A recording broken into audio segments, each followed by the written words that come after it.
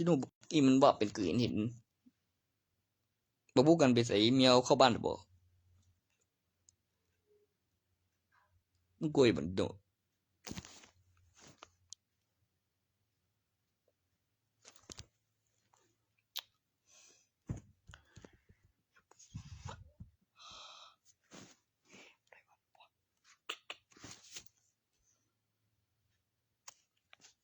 หุ้ยนี่ตกใจกูกันบอกพอ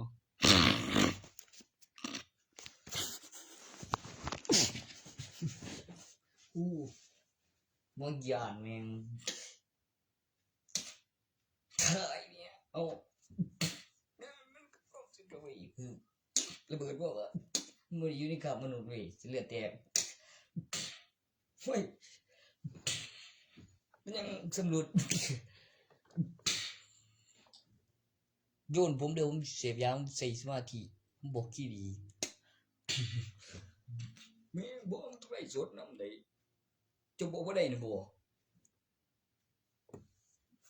อาทิตย์ตั้งใจมันจะเมื่อติดทะเบียนด้วยกูวิ่งมันเรียนอีสานบตัวเลยมูจินตัวโบลินบอกวิ่งไม่เอากูเตะอีกูเตะอีเอามาเดี๋ยวจะดูดแล้วกับบอกกับมินซีนะใหญ่มาก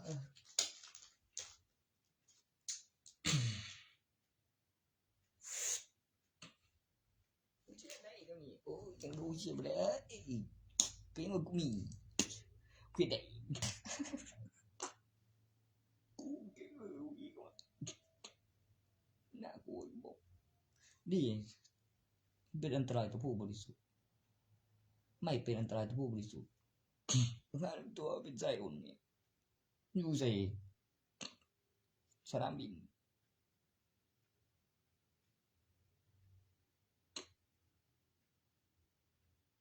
เราอยู่ทั้งล่างบอกว่า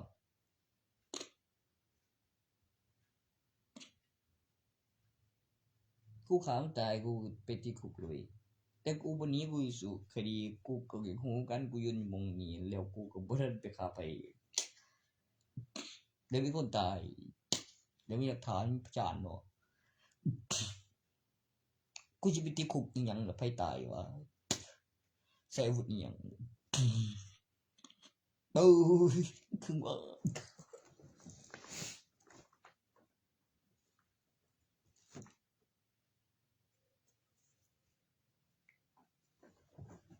มึงเอาตีอยู่บนนั้นมึงสิเล่งมาแนวนั้นมันก็สิว่ามึงเนี่ยบอกกับไปวนมันเดียวกันเห็นหยังนึงบอกว่าบ่เศร้าบ่นั่นมึงไปเฮ็ดเมียมันบ่หรือหยังบ่นาวจะมีนอยู่ไสนาวจะมีนกูตอบอีดิโอ้ยยังบ่นาวจะมีนคืออะไรหมายความว่ายังไงผมก็ไลฟ์สดดิตอบอีดิผมอยู่ปานนั้นกูบอกก่อนนะนี่เว้ยบ่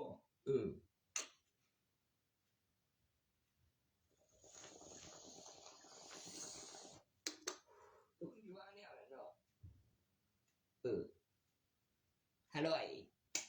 เขาเติมเป็นปีมันก็จะมีเดือนอยู่เนี่ยเจอแต่ยังเจอเติมใส่เอาที่มีเงินของก็มีคนบ่มีคนบ่มีเงินคนหาร้อยว่าใครยังเดี๋ยวแม่งได้แล้วก็โพสไปแล้วก็ใส่ให้แน่บ่ค่าพิมพ์เอกสารน่ะแม่บ่ยิงของแท้ถ้ากูบอกไปตัวนี้บ่ได้ค่ากูแท้แน่นอนเลยมีแต่กูผิดละลายแท้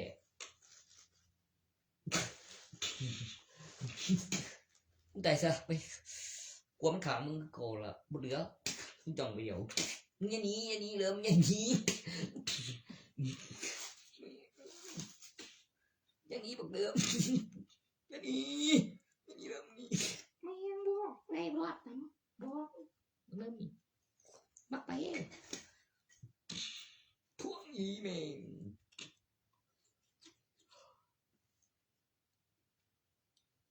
เอาไปขังคุกทหารดีล่ะขังไว้ก่อนกำหนดเวลาจะขึ้นดีวะถึงแต่คดีทะเลาะวิวาทแล้วมีพยานต่อไปนี่ครับมีหลักฐานในกล่อง ต่อจากมีพยานแล้วบริตัวพี่เอกสารท่านบ่ไปล่ะบอกบดีไปไหนจะมีคนอยากตีน้ำหน้าผู้อื่นอีกนะแม่แต่ทำตาเสยบอกงูกฎหมายบ้านเมืองเลยเนาะง่วยตำรวจได้กูโหอยู่ว่าเป็นทหารบอกกูว่าอยู่บางทีมันเลยคันมันบอกไงกูได้บอกไปตายนะจะตีกันจะได้เคยตีบอกว่าตีบ่ล่ะกับครั้งใส่กันแน่ก็มันเหลียวบ่มันไปไหนดอกมันเจ็บจะขากันถูกบอกแยกคุกแยกห้องน้ำมันย้ำขากันบอกกูจะขากัน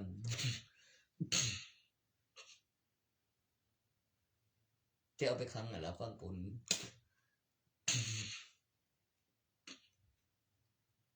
เป็นดีผู้หญิงกับเด่นตีกันเนี่ยมองเด่นสวนขนาดเบบีสวอเนี่ยอีกกับเด่นตีกันหน่วยเอาไปครั้งฟังผลไปก่อนคนละห้องมียังต้องการบอกอีกบอกก็ไปขึ้นบึงว่าเป็นย้อนยังมันสิตีคุกตลอดชีวิตอยู่ว่าตรงนั้นบ่มันตีกันคือคำฆ่ากันตายไหมที่สู้คดีนั่นบ่แล้วคำตาย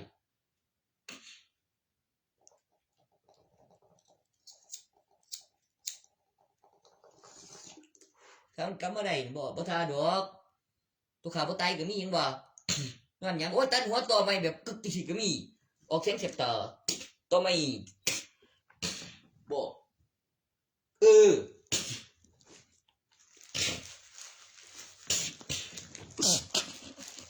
้าจังได๋ล่ะบัดนี้มันเป็นไสล่ะคือซื้อผิดเด้เนาะเมื่อมันสวยล่ะผมบอกว่าจะฟันอยู่กลางอากาศส่วนขึ้นอยู่แล้วมาพร้อมกันแรงเวียงไม่กลัวบุ้ยมนุษย์ดินแมนเดี๋ยวกลับมาต่อใหม่ถ้ามีโอกาส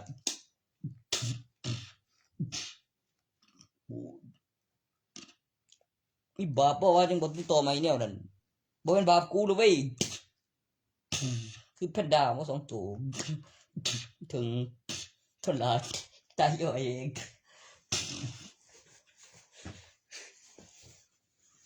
ยันบาปมันต้องไม่เลี้ยงเองล้มหนา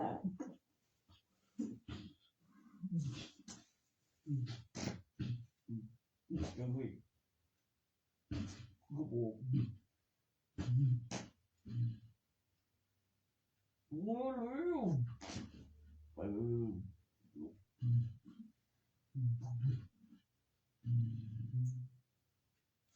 เห็นว่าครั้งกูเองนำละมือทนไป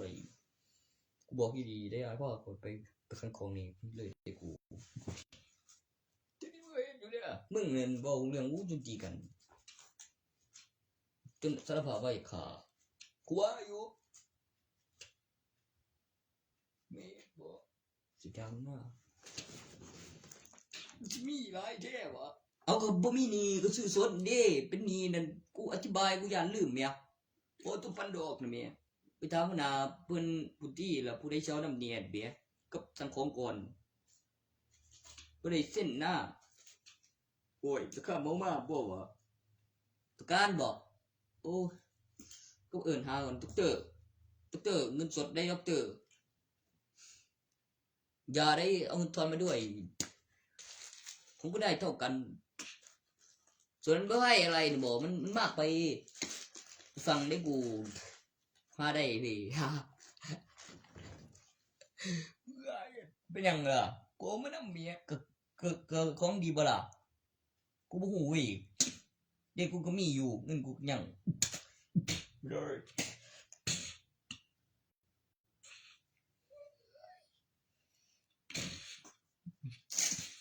ไม่บอกเลยล่ะก็เรื่องแค่จะบอกว่ากูนอนนั่นกูนี่ไว้กูจะเป็นหยังปกติก็มาสิเองตี ตีดาวเลยบ่หัวเลยอ่ะมันก็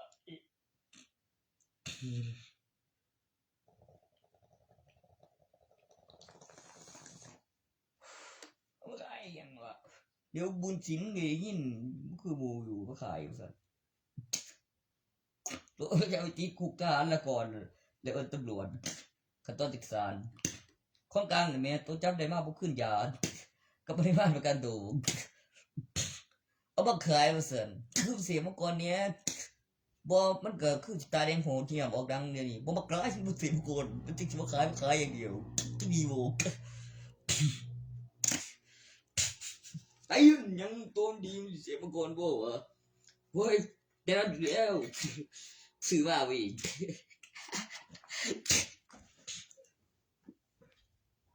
ได้ตรงนี้นะบ่ซื้อบ่ได้ขายตัวตัวอะไรวะซื้อขายขายเบิดขายเสร็จแล้วซื้อกำไรแล้ว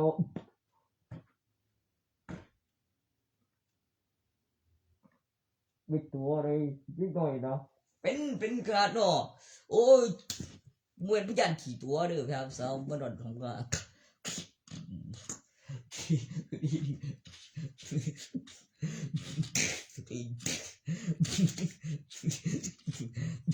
เป็นจากขี่ตัวมันถือปันมันอีกุ้งตัวเลยจากขี่ตัวkhông bao giờ tôi bao giờ cô này mà ôi qua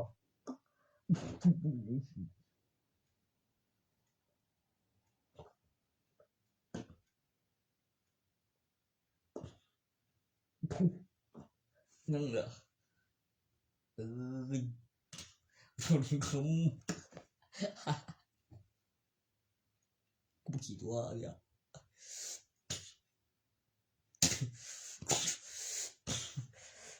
ได้คนสีขึ้นเที่ยงต่อมเที่ยงถือบน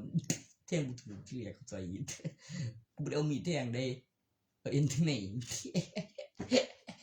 เพื่อเจนี่ถ่วงเจถ่วงบุตรเวงท้องบุตรไหนไม่เงยขาโอ้อีวะเสียบบ่ปนนี้เบี้ยน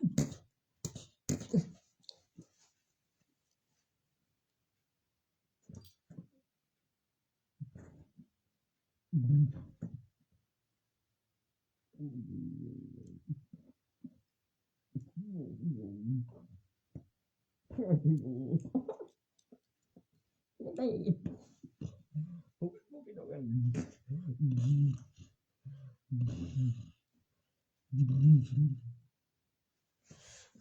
ตัวละมันนะบอกกายอยู่ว่าเดี๋ยวทำเอาเงินยากมาแบบละเชื่อยังไงตัวบ่งโอ้ยชื่อเนี่ยกูอยากต้องสองบ่เจอแซนลบตีกันอย่างนั้นสินะมันเย็นมันอยากกันบ่ชาบ่มันก็ว่าพี่ใหญ่เป็นไปบ่ได้บ่มันก็หึงมึงนะมึงดอกมึงอยู่หึงนี่ได้ไทยมันคือขับอ่างอย่างอันก็กระโดดถอดออกเลยไปแช่น้ำดีไปแช่น้ำไปกูอยู่มันเย็นมันเดือดเลยมันถอดออกเบิดแล้วกูว่ามันถอดเบิดแล้ว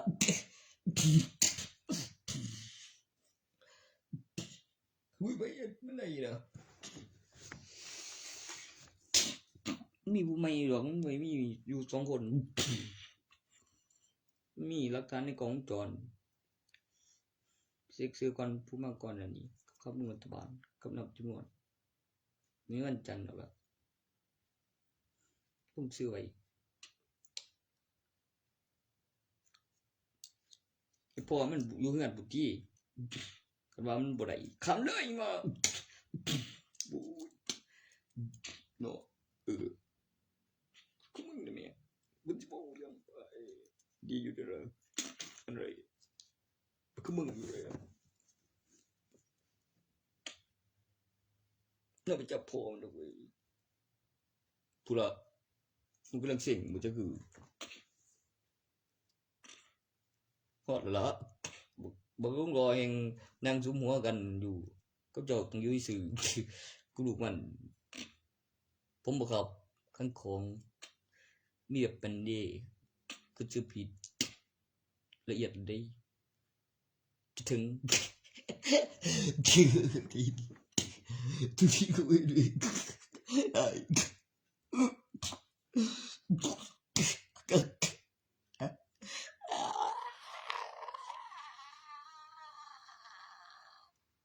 ไอ้มันเนาะ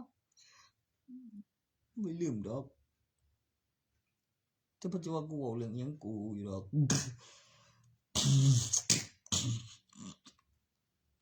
ผมไม่รู้เชื่อไม่ใช่บ้านนี้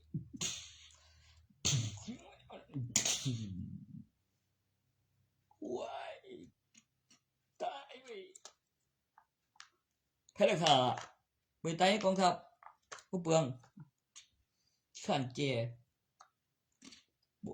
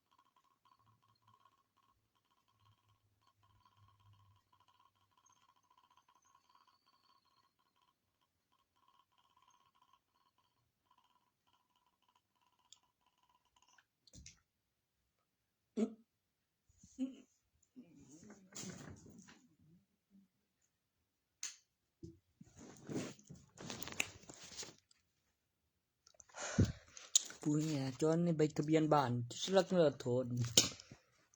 นี่ดูโบ้เจ้าตัวเดียวกันตัวนี้ล่ะทุกเข้มเนี้ยโอ้ยนั่นละยำนี่ยำตัวกันเกิดไปน้ำโอ้เฮ้ย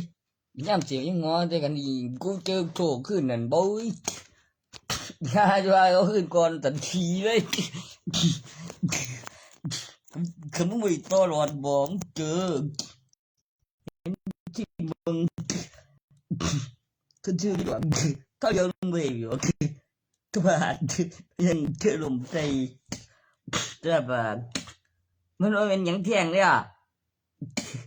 แมงบ่ มันอยู่ทางหลังทุกวันกูฉีดหอมใส่ปากมึงอยู่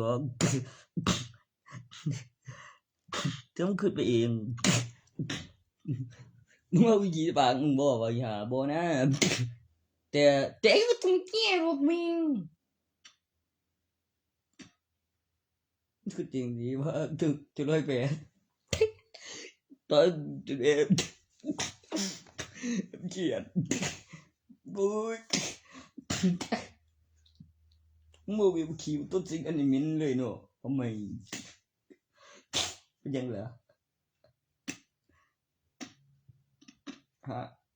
ว่าอยู่มันคือออกมาหลายตัวเท่มันมีพยานดีมีคนเอาญาติแล้วคุยกันเลยยิงกันเบียคือนี่เขาเติมก็มีด่านนั่นเด้คันว่าของฉันมันต้องมีด่านมีเวลาแล้วก็มีจุดแล้วสิแบบเก็บที่ตับไฟแล้วก็เทๆบูแม่งเอ้ยควายเว้ยยังเศร้าฝืนบอกว่าเขาตายดีนี่แม่โอ้ยอย่าเข้าไปมีผลนั่นเขากำลังสแกนเอาประตูสแกนแล้วกำหนดเวลาแล้วเปิดแสงแล้วก็ตั้งกล้อง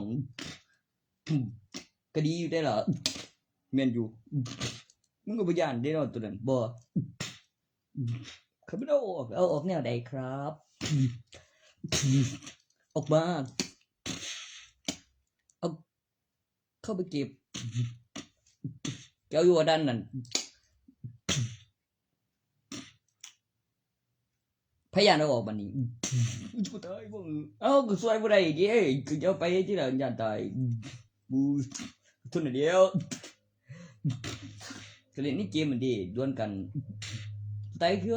มีเบิ่งเก็บหลักฐานโปรแกรมการทำงานสิ่งนั้นได้จริงมีกำหนดเวลาต่ออย่างนั้นต้องมีของจรดีกำหนดเวลาโอ้ย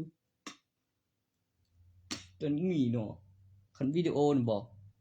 เห็นไหมมันย้อนเด้อมันก็สิยืนอยู่มองจำได้แต่จะเอาสัมผัสนี่บ่มันต้องมีโซโล่แล้วกำหนดเวลามือหนึ่งอะไรวะทำไมมึงถูกกันวะข้ามึงไงนั่นไพ่พวกมึงอาวุธสงครามพวกก็มีอยู่อาวุธทำลายยุทธสงครามระหว่างประเทศเขาพูดจันตายโลดมันยังไม่ถึงกำหนดมันจะว่าบอกโอ้ยถึงแน่นอนมัน9มันก็ลั่นแล้วมันอย่างไวละเอียดมากกว่า9 ปีมัน10แน่นอนนะเมียถ้าไม่10ก็คือไม่10อะไรหรอครับอะไรไม่10มันก็ได้ก่อนหน้าแล้วมันก็เอาอีกแล้วไปยังก็มันทำเดียวกับเขามันก็กูแต่หนูเบอร์กูที่ละยันไปเหตุcái vì cái chỉ bây giờ cũng sắp biệt điều cũng ngô thếวะนี่คิดกุมเอาค่ะขันโง่ขึ้นบอกพยายามขับดิกับเอกสารโดยไม่ชอบทำยังบอกต้องตายแจ้งละเอียดซื่อผิดแกมีอีกจะเลียนแบบกูเด้ตัวก่อน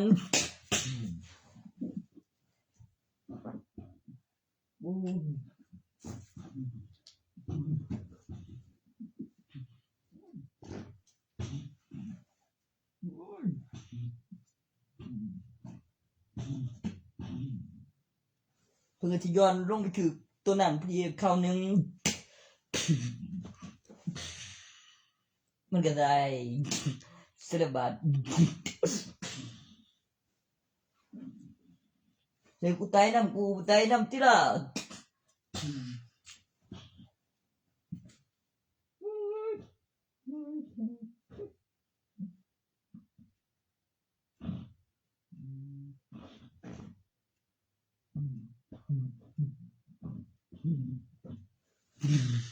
เย็นขาแนวดีนี่แหละมันบุใส่มนุษย์ ชาวดาวเคราะห์เป็นเผ่าพันธุ์นักรบก็มาสิครับก็มาสิครับก็มาสิครับพูดรู้อยู่ก็มาสิครับ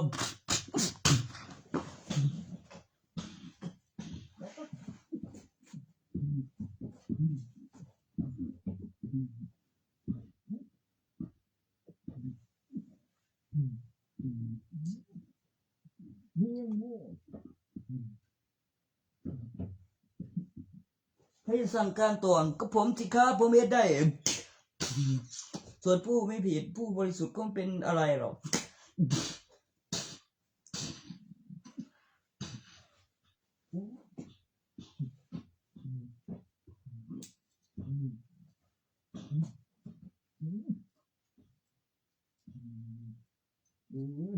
บัวแล้ว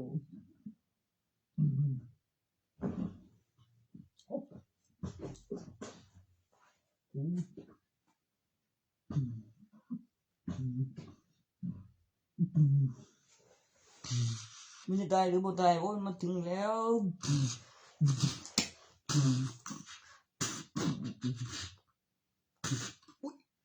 อุ้ยไอ้จังมันอะไรเนี่ยนั่นแม่งอนยังคือจะเนี่ยเบะหูบ่คือเวียนอีมันสิบ่กำอีแบบไม้จุดบ่อนนั่นก็สิวางหน่วยแบบนั้นบ่ได้มาเล่นดิถ้าทายเกินไป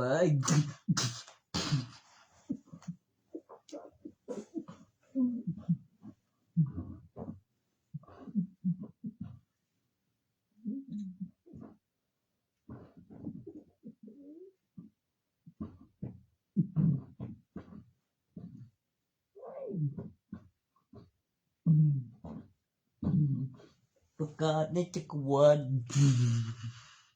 วิทยาการต่างดาวครอบครองทั้งวัวโดยสมบูรณ์แบบเพียง10 ปีมีข้อมูลมีการจดจำการพัฒนาแอปพลิเคชันปฏิทินสิงข้อมูลโดยอัตโนมัติบันทึกการศึกษาหลักฐานวัตถุปีพศที่ขึ้นระบบในอุปกรณ์ด้วยอีกขั้นและปีคศศตวรรษประกอบหลักฐานวัตถุถ่ายทอดสดกล้องวงจรหมายจุดหนึ่ง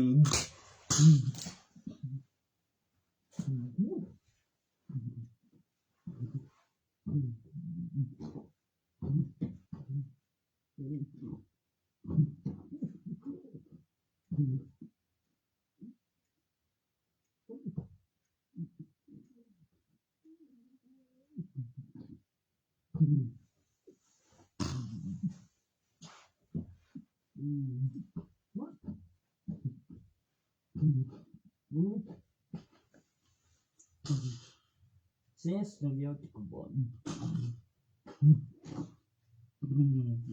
เฮ้ยเฮ้ยกูมาถึงก่อนกูจะบอกเลยอีกจะได้หน่อยรุ่นหลานแม่ถึงที่สัมผัสแม่สายสารก่อนหน้านั้นกำลังเปลี่ยนมันเกือบอะไรกันกีเ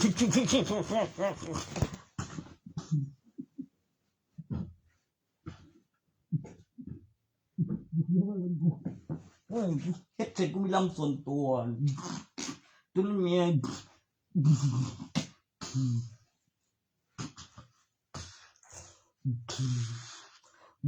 ฉันมองมาค่ะแบบไม้จุดเมตร1.2อยากเจอลำแม่มาแบบกองทัพสุดหายใจได้ในอวกาศบนนั้นกิโลเมตรการใช้ดวงสั้นบรรยากาศอนุรักษ์ความมาตรฐานของวอเตอร์ดวงเดี๋ยวกูมานะเป็นยังกูเผื่อกูจะของแปลกต่ำกว่าเดิมมันจะวิธีกันกับตัวเองนั่นบอกว่าโอเคไม่จิตวันของเธออะไรกูกลัวไปแลกมาขามไม่อยากว่าเฉยเรื่องอย่างหลบหนีการข่มขืนโดยชอบทำให้ตัวสูว่าแบบความเร็วแสงแต่ไม่เท่ไม่ท่าดีมาทีละคนไม้จุดหนึ่งกับด้านบนถึงปัจจุบันไป เป็นยังด้านล่างส่งให้ สิ่งที่เหลืออยู่นะบ่กับด้านล่างนะบ่ได้มันเจ็บใจบ่ได้อยู่ถึงหัวเด้แบบบ่ได้จับมือกันกับวัตถุ แล้วมีหลักฐานพยานแล้วมีอาวุธในมืออะพงระวังด้วยเหลือเจ็บแบบหรือจะเอาแบบบนเครื่อง เหลือเจ็บมันก็โหดร้ายแล้วดิเอ้าตัดจินตนาการหล่นลง ในคนหายเจ็บใจไปนะรูปหล่อจันพลังคิดทีโอ้ยกูว่าเรื่องเราตรงนั้นแบบเรียนไม่ยากอ่ะเขาเรียกอะไรสินะเขาก็เรียกโรงเรียนปะมันคือไวแท้มีรุ่นลูกและรุ่นหลานนะครับว่าอีกจักหน่อยและอีกจักหน่อย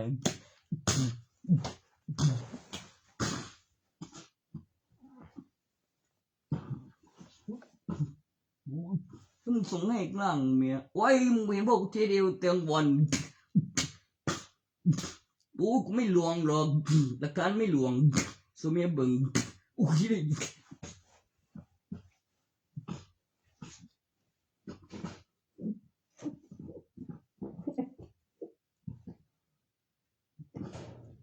จ้างค่ะกินชาค่ะ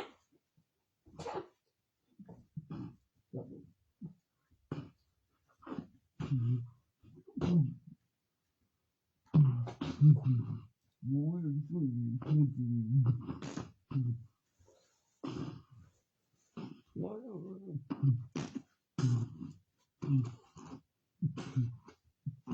เบ๊ะ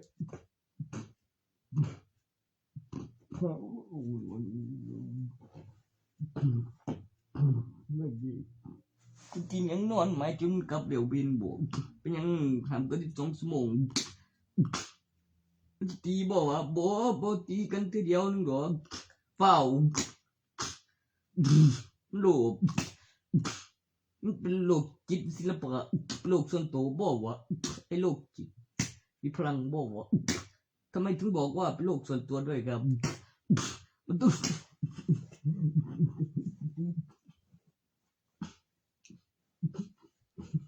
สี่กัน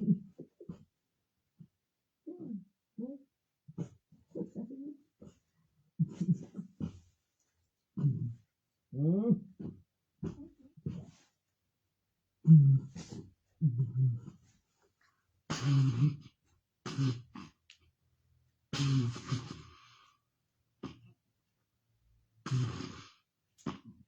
้ยยังมีเลยครับนี่ยังย้อนไม้1.2แล้ว1.3ที่รอบถัดไป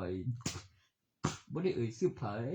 มีประโยชน์ต่อการพัฒนามีประโยชน์ต่อจักรวาลแบบไม่สิ้นสุดที่มีประโยชน์ต่อจักรวาลขั้นอนุรักษ์ความมาตรฐานหัวแต่ละดวง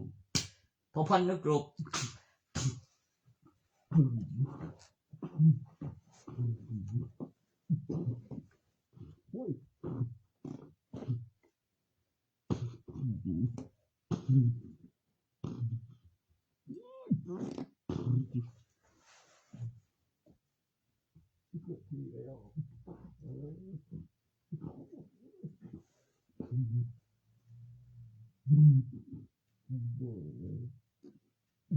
ไ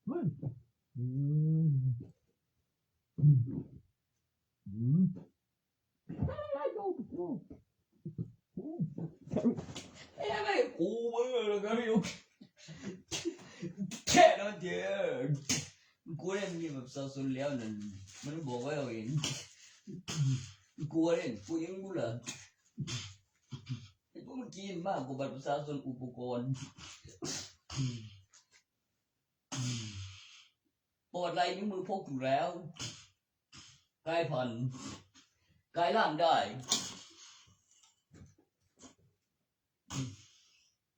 กูก็ลงพยายามของงานนี้tối bưng con trònมีเอฟเฟกต์ย้อนก็เลยเดินบอกตั้งจะมาเพื่อสิ่งนั้นแต่กล้องซูมไปทางนั้นจอดเสียงมันก็อยู่เอ้ากู1.2โอ้ยเอ้าโอ้ไปแล้วเอ้าบุตรบริลาก่อนที่กดแล้วยังให้ตัวขึ้นยานแล้วผิวด้วยกูมีเวลา เป็นอย่างอะไรวะกูไม่รู้กูว่าเช่นอย่างวะกูมาถึงพอดีปวดวะพี่น้องแม่งเลยปวดเลย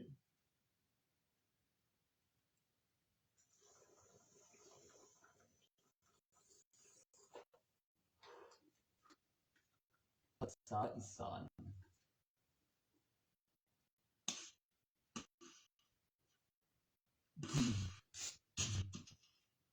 ห่วยเลยไม่จุดเดี๋ยววันนี้เป็นต้นไปเป็นระบบ power over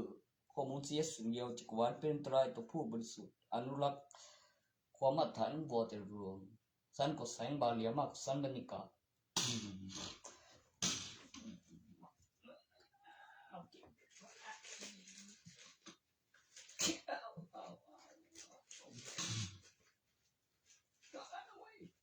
ไม่รู้ดิช่างมากทีละ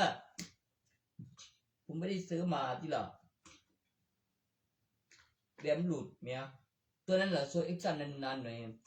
ทำไมไม่เซลฟี่วะบุ้ยตะกล้องข้างล่างบนเนี่ยเอาเสียวหีกูดีได้วะเอามาได้ยังไงสันเครื่องหมายคำอธิบายถ้าเรียงแบบนั้นน่ะต้องมาพิสูจน์ว่าเป็นไรแล้วบอกไว้อย่างเงี้ยการตอบสนองตอบสนองแล้วก็วิวัฒนาการมีลูกและหลานบักข้างล่างก่อนไอ้ที่จะเปิดจะปัดโกนยิน ได้ห่าขอตายครั้งก็มีแล้วอยากคุยกูที่ได้ฟังยากไปมันยังเด็กยังก็มาจริงไอ้บ้าเล่น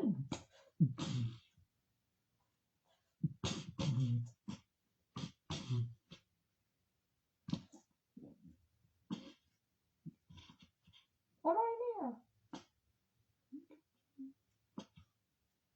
เดี๋ยวก็เปิดทำเดี๋ยวก็เปิดทำออกเสียงแทงเสียบแบบแสบตาเป็นยังบ่เคย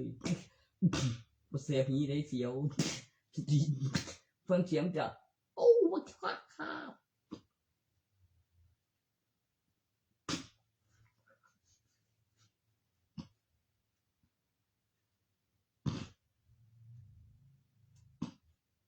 มันเตรียมอู่วัวมีสืบพันธุ์ปฏิสนธิเนี่ยขวดนมและเดินไปดูและจำได้แล้วออกมาเดินได้ท่านพบอะไรสักอย่างต่างกับมนุษย์ธรรมดาหรือบ่บอยลูกมนุษย์บ่ซาดาคอบ่บ่มนุษย์ แม่งเลยตัวนั้นเลย ใช่ตัวนั้นเหมือนมันกำลังสังเกตเขายืนแอคชั่นอะไรไม่จอดได้ไงเดี๋ยวมันก็เล่นมันกำลังสาดข้อมูลปีพศแล้วปีพศพุทธศักราช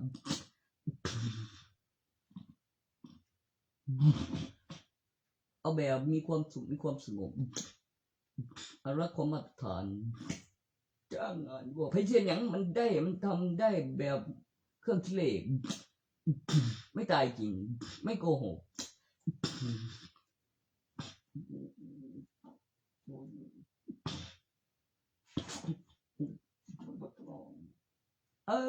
มันพัฒนานั่นแหละ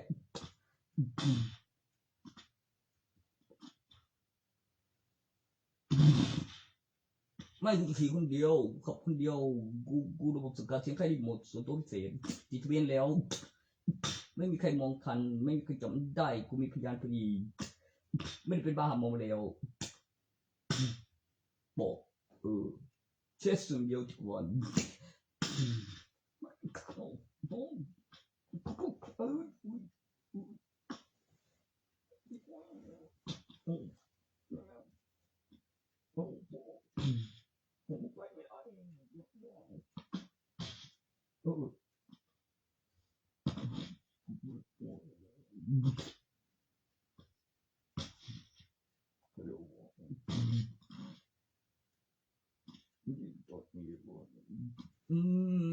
สงสัย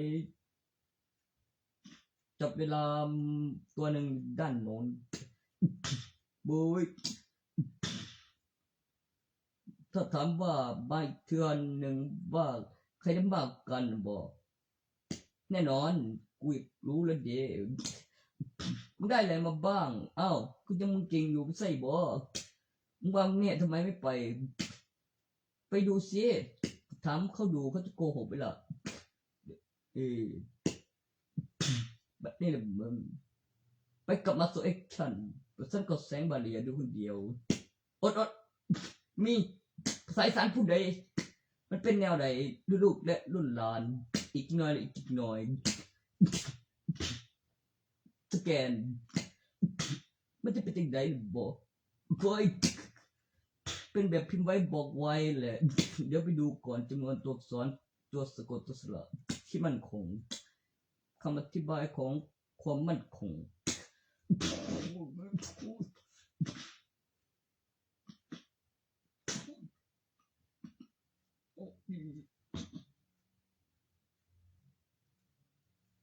ได้อยู่ในสถานการณ์แต่ปกติแล้ว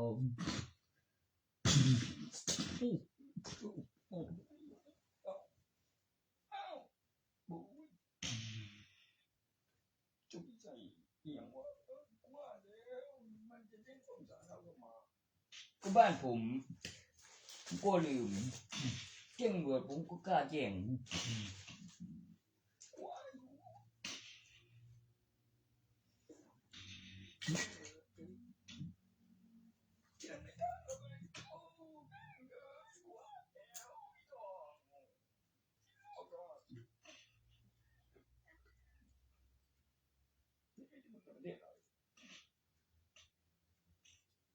ไม่ชุดเสร็จแล้วมันกลับไปแล้วโอ้ข้าแม่งข้ามันทหารแม่ง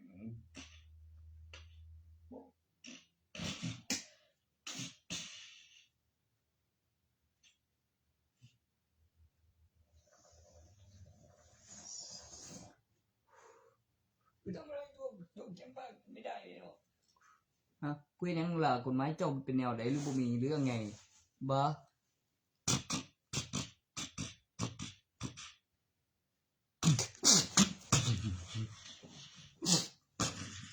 ออกน้ำโพงคำตอบ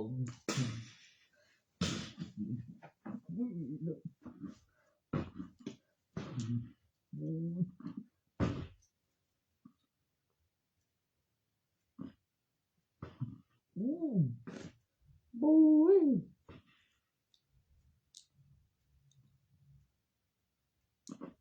โทษ ใช่ไหมล่ะควรตีนที่ใส่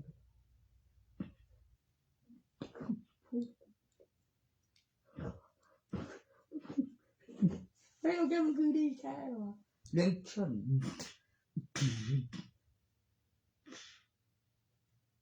กูได้แบบตัวนี้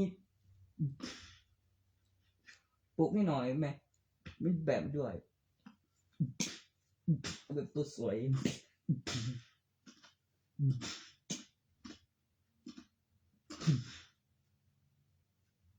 ก่อนจะโดนจีนไปเข้าห้อง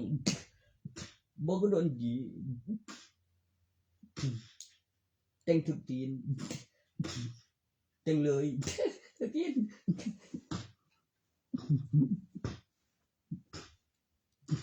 ถึงแล้วได้ดีไม่ตีอีกตีผู้อื่นมันมีใบอะไรไหมแม่เปิดลายนิ้วมือพกติดตัวล้วนๆ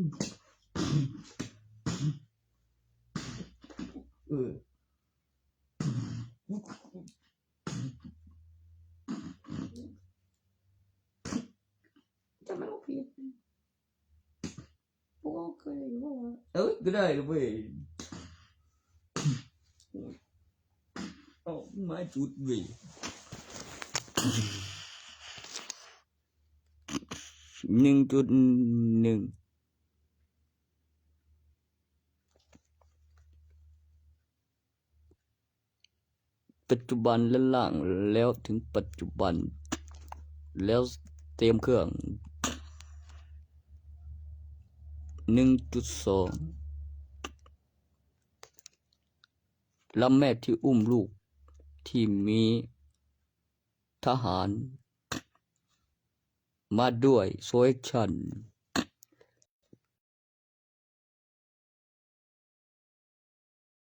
คำอธิบาย ข้อมูลการจัดการ อนุรักษ์ความมาตรฐาน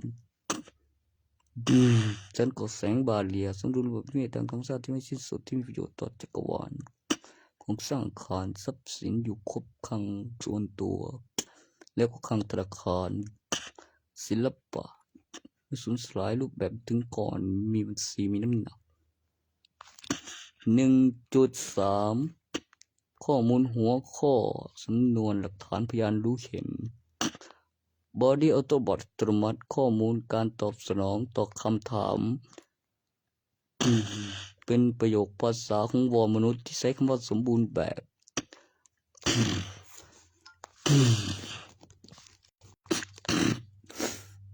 ห้วยยังวะไม่เป็นอันตรายต่อผู้บริสุทธิ์คุยกับวอดวงนู้นนะมันหมายจุดตอบอยู่เว็บไซต์มีข้อความรอเป็นวิดีโอคือมันถึกตีเลยดีบ่ได้ถึกอีกเลยต่อจากนั้นแม้ได้ดีเดี๋ยวมากกว่านั้นหน่อยบอกเป็นมารยาทคือต้องถึกก่อนอย่าติแรงเลยติแรงกูจะตายดีเคยมากูสวนขึ้นหน่อยเดี๋ยวซอสพลังก่อนกูรักมากหน่อยดิเพี้ยเกยไม่เป็นไดเป็นไดมีเฮ็ดเป็นตายได้เห็นว่าไอ้บ่ตายง่ายดอกมันเจ๋งแรงเพียงร้องเบืองว่าไงลองหมุนด้วยดิก็บ่ใส่ได้บ่เอาถึงตาย